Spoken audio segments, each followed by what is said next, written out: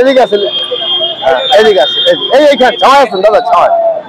বাস বাস বাস বাস বাস বাস বাস, এক মিনিট দাদা। হেলমেট পরেননি কেন দাদা? বাচ্চাটাকে ছাড়তে গেছিলাম। দেখুন একটা কথা বলি, আপনার বাড়িতে মা বউ, আমার কথা শেষ করতে দিন। আপনার বাড়িতে তো কেউ চিন্তা করছে যে আমার হাজবেন্ড হোক, আমার ছেলেটা হোক সুস্থভাবে বাড়িতে ফিরে আসুক, করে কিনা?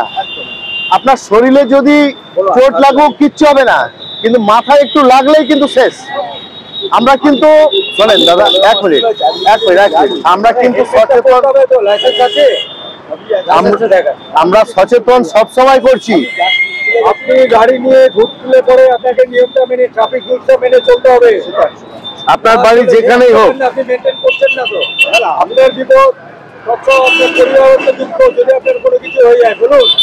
আচ্ছা এক মিনিট, আপনার বাচ্চাটাকে, হ্যাঁ সে তো হবে, বলছি বাচ্চাটাকে তো স্কুলে দিয়ে এসছেন, তাকে হেলমেট পরিয়েছিলেন? মনে তো হচ্ছে পড়াননি। না না, কথা আপনি তো বললেন এক্ষুনি যে বাচ্চাটাকে স্কুলে দিয়ে এসছেন। আরে বাবা আমার কথা শেষ হোক। এই দেখুন হেলমেট নেই মানে আপনার বাচ্চাকেও আপনি হেলমেট পরাচ্ছেন না, কত বড় অন্যায় করছেন। বাচ্চাকেও শেখাচ্ছেন যে হেলমেট পরবি না।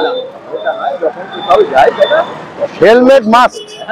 এত বড় রোডে কত অ্যাক্সিডেন্ট হচ্ছে আপনারা দেখছেন, তা সত্ত্বেও কেন এরকম করছেন? বলরামে চাকরি করি দাদা, দাদা বলরামে চাকরি করুন যেখানে করুন, আমি স্বাস্থ্য করতে আমরা তো সচেতন করছি সবাইকে, মাইকিং দ্বারা, অ্যাড দ্বারা, যে কোনো অ্যাড দ্বারা করছি কিনা।